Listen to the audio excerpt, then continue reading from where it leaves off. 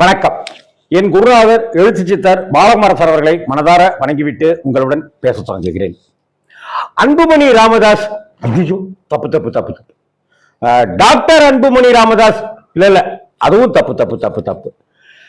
இனி அவரை, அதாவது இப்ப நான் சொன்னல அந்த டேஷ், அவரை டாக்டர் அப்படின்னு அழைக்கலாம், அன்புமணி அப்படின்னு அழைக்கலாம், ஆர் அன்புமணி அப்படின்னு அழைக்கலாம். அன்புமணி ராமதாஸ் என்று அழைக்க கூடாது. டாக்டர் ஐயா கோச்சுக்குவார், மருத்துவர் ஐயா கோச்சுக்குவார். என்ன நடந்தது அப்படின்னாக்க, அதாவது குடும்ப சண்டைங்கிறது வீதிக்கு வந்து பல மாசங்களா ஓடிக்கிட்டே இருக்கு. ரொம்ப குழந்தையாவே மாறிட்டாரு, ஒண்ணுமே தெரியல. அதாவது என்ன அர்த்தம், ஒன்னும் தெரியல, புத்தி பேதளிச்சு கிடக்குறாரு அப்படின்ற மாதிரியாக டீஸ் பண்ணிக்கிட்டு, வயசாயிடுச்சு, சுகர்லாம் ஜாஸ்தி ஆயிடுச்சு, பிபிலாம் ஜாஸ்தி ஆயிடுச்சு. என்ன அர்த்தம், எனக்கு கொடுத்துருங்க பதவிய, கட்சியை எனக்கு கொடுத்துருங்க அப்படின்னு ஒத்த கால நின்னாரு அன்புமணி. ஆனா அன்புமணி என்ன செய்யறாரோ அதற்கு ஆப்போசிட்டா ஒரு அதிரடியை கிளப்பிக்கிட்டே இருந்தாரு மருத்துவர் ஐயா ராமதாஸ் ஐயா. ராமதாஸ் ஐயா ஒருத்தங்களை நீக்கினார்னா அவங்களுக்கு பதவி கொடுக்கறது அன்புமணியோட வழக்கமாயிடுச்சு. அன்புமணி ஒருத்தருக்கு பதவி கொடுத்தாருன்னா அதை நீக்கிறதுங்கிறது இவருக்கு வழக்கமாயிடுச்சு. நான் தான் தலைவர்னு, இனிமே நீ தான் செயல் தலைவர்னு அப்படின்னு எல்லாம் போட்டாலும் நான் தான் தலைவர்னு விடாப்பிடியாவே இருந்த கதையெல்லாம் நமக்கு தெரியும் தான். தனக்குன்னு 10 நாளைக்கு முன்னாடி டெல்லி போனாரு, அங்க யாரை சந்திச்சாரு, என்ன பேசினாரு, தேர்தல் கமிஷன்ல என்னென்னலாம் இவர் சம்பந்தமாக காய் நகர்த்தினாரு அப்படிங்கிறதெல்லாம் ஒரு பக்கம் ஓடிக்கிட்டே இருக்க, இப்ப அவர் தெளிவா அறிவிச்சிருக்காரு டாக்டர் அன்புமணி குறித்து. என்ன அப்படின்னாக்க, பேரை சொல்லல, ஆனா தெளிவா சொல்றாரு, இனி அவர் என் பெயரை பயன்படுத்தக்கூடாது, என்னுடைய இனிஷியலா போட்டுக்கலாம். அதாவது ராமதாஸ் அப்படின்னு ஆர் வருது இல்லையா, ஆர் அன்புமணி அப்படின்னு போட்டுக்கலாம். ஆனா அன்புமணி ராமதாஸ் அப்படின்னு போடக்கூடாது அப்படின்னு சொல்லிட்டார். ஒரு தந்தைக்கும் மகனுக்கும் நடுவுல எவ்வளவு கருத்து வேறுபாடுகள், சண்டைகள் வேணுமானாலும் வரலாம். கட்சி, பொறுப்பு, பதவி, அந்தஸ்து, இது மாதிரி எது வேணாலும் அலைக்கழித்து தூக்கி போடலாம்.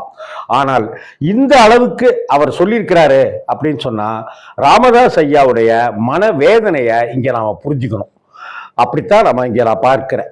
அதே போல 5 வயசு குழந்தையா இருக்கிறாரு, ஆயிட்டாரு மருத்துவர் ஐயா அப்படின்னு சொல்லிட்டு அன்புமணி கேலி பண்ணாரு.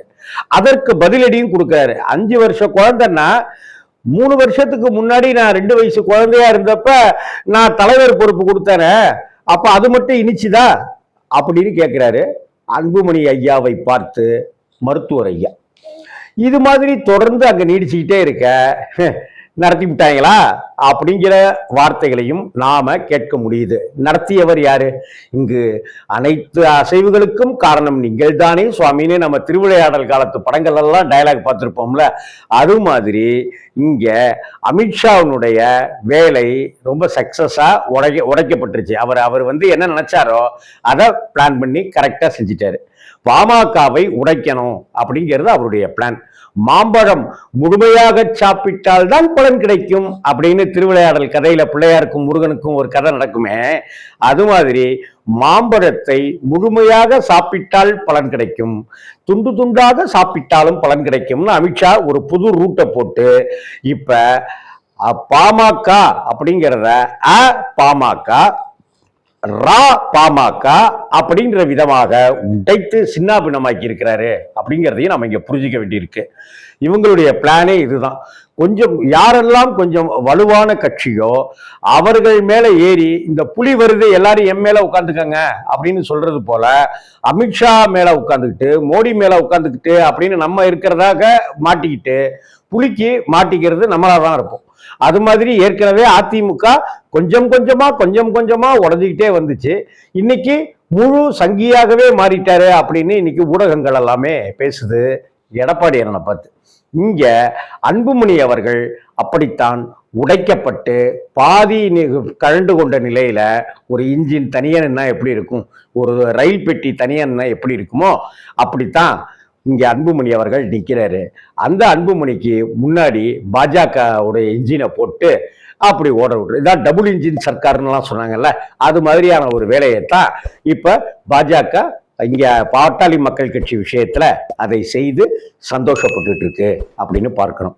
தேர்தல் ஆணையத்துல நான் தான் தலைவர்னு கையெழுத்து போட்டேன், எனக்கு தான் கட்சி அதிகாரம் உண்டு, எனக்கு தான் மாம்பழ சின்னம் உண்டு, சட்டமன்றத்தில் இருக்கிற எம்எல்ஏக்களுக்கு நான் தான் கையெழுத்து போட்டேன், அதனால கட்சி எனக்கு தான் அப்படிங்கிற மாதிரியான அமித்ஷாவை வைத்துக்கொண்டு பாஜகவினுடைய ஆட்சியை வைத்துக்கொண்டு தேர்தல் ஆணையத்தில் சில கணக்குகளை போட்டுக்கிட்டு காய் நகர்த்திட்டு இருக்கிறாரு.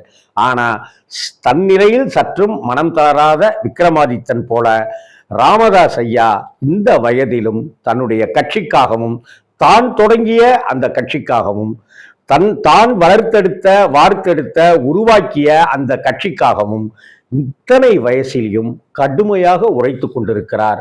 அந்த அன்புமணி போடுகிற ஒவ்வொரு திட்டங்களையும் காய் நகர்த்தி களமாடி கொண்டிருக்கிறார் ராமதாஸ் ஐயா அப்படிங்கிறத தான் பார்க்கணும்.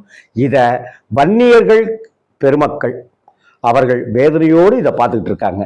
ஏண்டா இது, இந்த சுவர் இன்னும் எத்தனை பேரை தான் காவு வாங்குமோ அப்படின்னு சொல்றது போல இன்னும் எத்தனை பேரை தாண்டா இவங்க இப்படி பண்ண போறாங்கிற மாதிரி வன்னிய பெருமக்கள் ரொம்ப வேதனையும் குமுறலுமாக இதையெல்லாம் வேடிக்கை பார்த்துக்கிட்டு இருக்காங்க. என்ன நடக்க போகுதோ தெரியல. ஆனால் இந்த நிமிஷத்துல ராமதாஸ் ஐயா, மருத்துவர் ஐயா கொடுத்திருக்கிற ஸ்டேட்மெண்ட், நீ அன்புமணின்னு போட்டுக்கலாம், டாக்டர் அன்புமணின்னு போட்டுக்கலாம், டாக்டர் ஆர் அன்புமணி அப்படின்ட்டுலாம் போட்டுக்கலாம். ஆனா அன்புமணி ராமதாஸ் அப்படின்னு போடக்கூடாது. என் பெயரை இனிஷியலாக போட்டுக்கொள்ளலாம், என் பெயரை இப்படி சேர்த்து கொள்ள கூடாது, அந்த உரிமை உனக்கு தரப்படவில்லை அப்படின்றத எவ்வளவு வேதனையோட சொல்லிப்பார் பாருங்களேன். இது வன்னிய பெருமக்களிடையே மிகுந்த அதிர்ச்சியை மட்டுமல்ல வேதனையை தந்திருக்கு அப்படிங்கிறத தான் பார்க்கணும். ஊரு ரெண்டு பட்டா கூத்தாடிக்கு கொண்டாட்டம்னு சொல்லாங்க. இங்க ஒரு கட்சி ரெண்டு பட்டாக்க அது பாஜகவுக்கு கொண்டாட்டமோ என்னமோ தெரியல. வணக்கம்.